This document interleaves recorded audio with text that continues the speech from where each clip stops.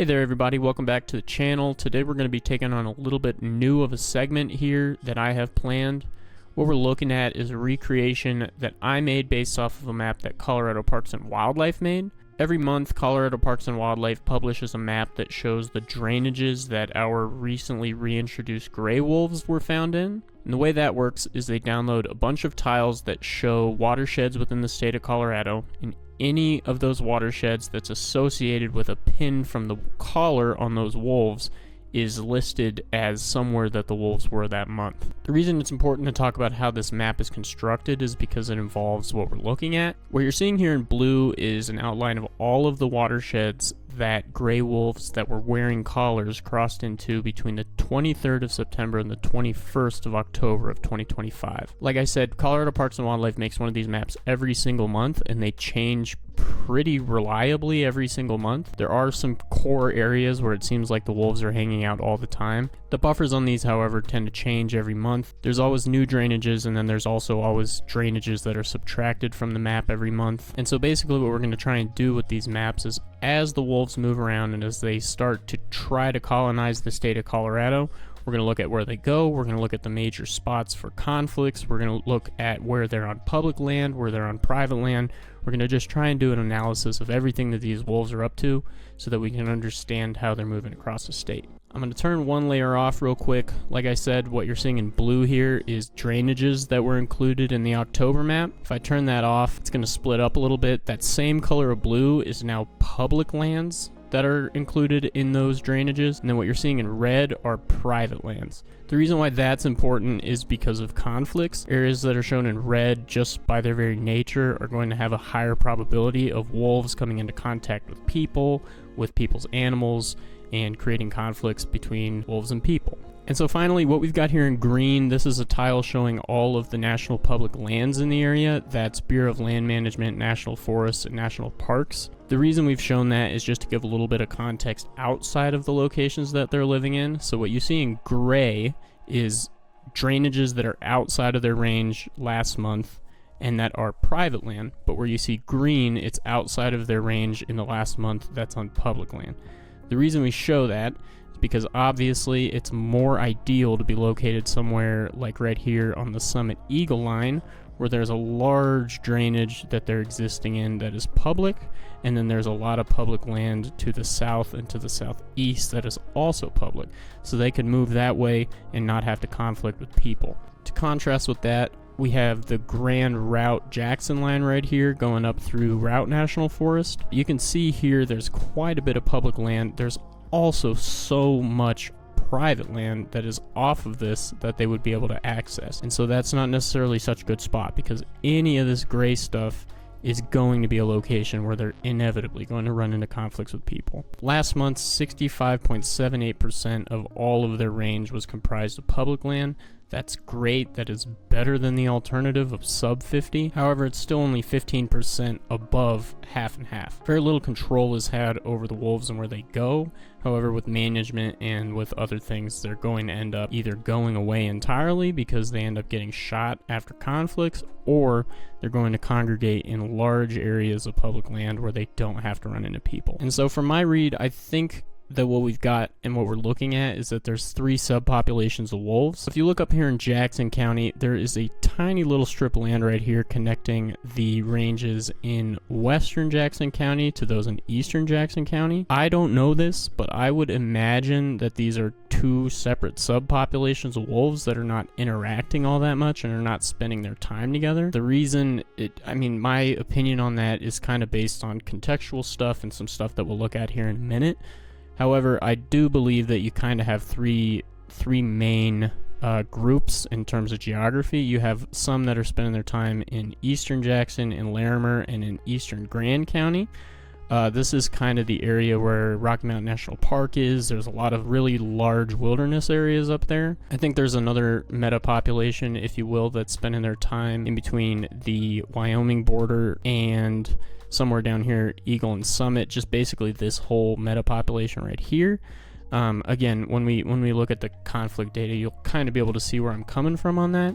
And then obviously we've got a meta population that is completely connected here in the San Juans and Uncompahgre Plateau over here in Montrose and Mesa County, and then all the way down in the San Luis Valley in Rio Grande, Conejos, and Alamosa County. A note about this area right here in the San Luis Valley, I would imagine that the red stuff here, so this private land, doesn't, like, I don't think that they were in there. I think what happened is that the wolf was walking around up here near the Mineral Rio Grande line, crossed into a drainage that just so happened to comprise all of this down here. The reason I say that is because if there were wolves down in the San Luis Valley, first of all, you would expect there to be a lot of conflict because there is a lot of ranching and agriculture down there. And secondly, I spent some time in that area. I don't think they're coming down out of the Rockies up there, especially considering what they do in Jackson County up to the north and probably throughout Colorado. To my knowledge, in this area, in the Park Range and around Jackson and Routt County, they're favoring upland spots above parks or meadows or grasslands. That gives them pretty much everything they need to thrive. We'll talk about that more on the third map. But yeah, that's just kind of my take on the data. I mean, I think I totally could be wrong. There could be, 3 different packs that are making this southern corridor up. But I think it's fairly likely that if you wanted to break down the meta populations, that's kind of what you're looking at here. Another important thing with this map here is that it outlines conflict areas very well. Basically, anywhere that's red is a potential conflict area, and the more red you have adjacent to large blue areas, the higher likelihood you're going to have of some conflict. We're going to see that on the next map, but right now, as I can see it, you basically have 2 major zones for conflicts, and then some other areas that see conflicts because there's wolves, but they're not often. And so basically what those are going to be is they're going to be adjacent to White River National Forest, which is this blue plot here and this blue plot here, and then Routt National Forest, which is up here on the Routt Grand Jackson line. The reason for that is because all of these national forests are situated in large upland areas that are full of wilderness, and then as soon as you step into these red areas, you are immediately in cattle ranching territory. We're going to have a look later on at some habitat that is from a relative hotspot for wolf conflicts in the state of Colorado. And so another important part about the private lands wolves that are shown on this screen, basically anything in red, is it helps us outline areas that will be highly contentious when it comes to wolf conflicts. Basically, the reason for that is anywhere that you have a large expanse of wilderness, in particular on national forests that's adjacent to large ranches, that's a perfect context for wolf conflicts because there is an abundance of a place to hide, an abundance of dumb food that just waits around. And so with that, we've basically got 2 areas that I think are pretty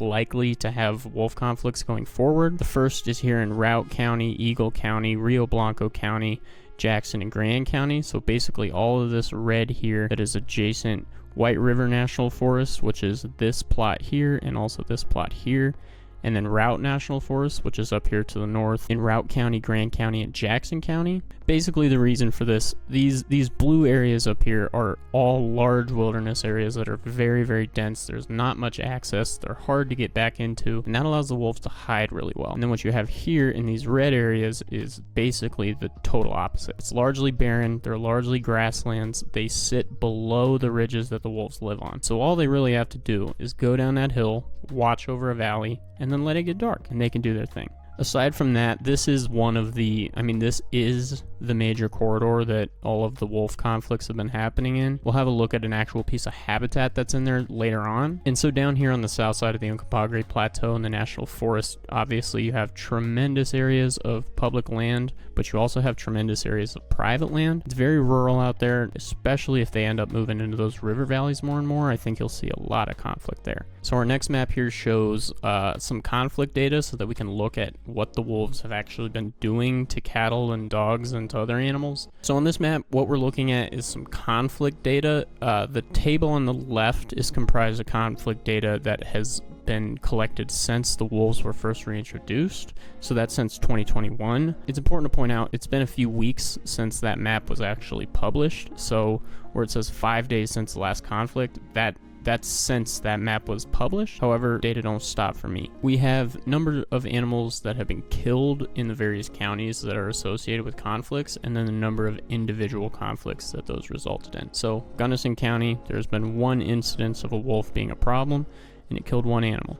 However, in Jackson County, we got 20 conflicts that resulted in 30 animals lost. And so my hope for this is as we continue to make more and more of these, we're going to start to get a pretty good idea of which wolves are problem wolves and which wolves are not. For example, Gunnison County, these wolves that are spending time down in here, it's been 187 days since anything happened, and it only ever happened once. It's a pretty good wolf. However, up here in Jackson and Grand County, we have almost 50 animals killed on 28 incidences, and it's only been a little over 2 months since somebody acted up. Next door, in Routt and Rio Blanco County, we have wolves killing things in the last 5 days. That's since the last map was put out, so they could be in drainages that are not associated with the previous map. However, the data is available, so let's talk about it. Since October the 9th, 3 calves have been killed in Routt County, and 3 ewes, which are baby sheep, have been killed in Rio Blanco County. Kind of weird and also kind of cool to see geographic variation in what they're going after, but that's largely just because that's where people ranch with that kind of animal, so it's not really it's not a selection thing, it's just what exists there, but it's still pretty cool to look at. In terms of data, Eagle, Pitkin, and Gunnison County are 3 counties that we're not so worried about. These 4 counties, those being Rio Blanco, Routt, Grand, and Jackson, really comprise the problem area for wolves. In Eagle, 4 total animals have been killed, and the last one was on the 30th of September. In Pitkin County, a total of 10 animals have been killed by wolves, and the last one was on August 12th. And like we said, in Gunnison, only 1 animal has been killed by a wolf, and it was on the 6th of May, so it's been a while. Let's hope that wolf remains a good boy. So finally what we're going to do is we are going to take one hypothetical step here. The first thing we did is we looked at the data, we analyzed it, we talked about what we're seeing, made some projections. In the second map, we looked at conflict data to see where wolves are being a problem. And now what we're going to do is we're going to take a look at the habitat. This is an actual piece of habitat from very close to a relative hotspot for wolf conflicts, perhaps within the largest conflict area in the state of Colorado. I think the value of this map to somebody who isn't very familiar with the area is just to see what they love. This is as good of wolf habitat as you can get, and it has proved to be one of the most conflictive wolf habitats in the state of Colorado. Basically what we have here is we have some lodgepole pine forests that are situated between a valley which exists to the west and a large upland mountain range which exists to the east. And what this allows the wolves to do is it allows them to move up and down in elevation to select for what they're looking for. If they're looking for cover, if they're trying to get away from people, if they don't want to be persecuted, they can move up the mountain into the dense forests in the national forests where they don't have to deal with people, and especially not with property owners. However, when it's time to move down, there's always going to be a great vantage point. You can sit at the very top of this ridge and see 360 degrees in any direction. There's tons of really easy to catch dumb cows that live down there, and unfortunately that's just the situation we're dealing with the wolves, is that, you know, people were really worried, oh, they're gonna kill all the elk, oh, they're gonna do this, they're gonna do this.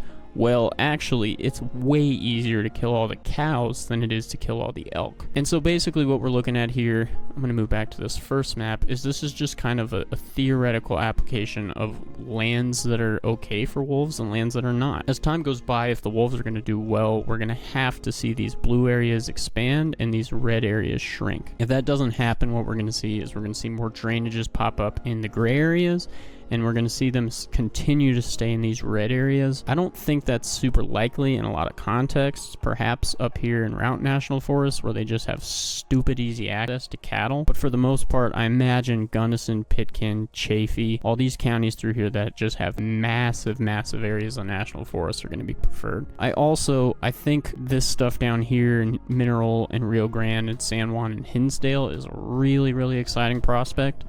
Those are some of the densest mountains in the lower 48. There's considerably less habitat fragmentation down there. It's a much better place to be any large mammal. The last grizzly bears in northern Colorado were extirpated in the early 1900s. Grizzly bears existed in Archuleta County until the late 70s when the final one was killed, and there were still pretty credible reports from after that. So with that, I think it's just important to note that the best possible scenario for these wolves going forward is that we see more of these drainages in the San Juans, and then especially here in the Front Range in Gunnison, Chaffee, and Pitkin and Eagle County continue to expand, while we see especially in Route, Jackson, Grand, and Eagle, these red ranges start to shrink a little bit. It is important to note that with this, all of these drains up in these national forests in Route, Rio Blanco, Garfield, Eagle, Grand, and Jackson County, they flow into these valleys. So the red areas here could be considerably smaller if we actually knew where the wolves are, and it's absolutely possible that they're not spending too much time down in the heart of these red zones at least. However, that's just the data that we have. Alrighty everybody, thanks so much for watching. This was the first one of these that we're gonna do. Like I said, they publish these maps every single month, and so I would like to make these every single month so that we can have something of a news broadcast for what's going on with the wolves in the state of Colorado, and just so that we can see how things change, how things progress. We can tell stories about what's actually going on in the field. And with that, like I said, this last map that we looked at is what I like to call one hypothetical step forward, in that we looked at the data, we can see what we see, and now we're going to take a look at one step deeper. So if you have any ideas for what that should be next time, let me know in the comments. These videos take forever to make. Please subscribe if you want to. Thanks for watching. Goodbye.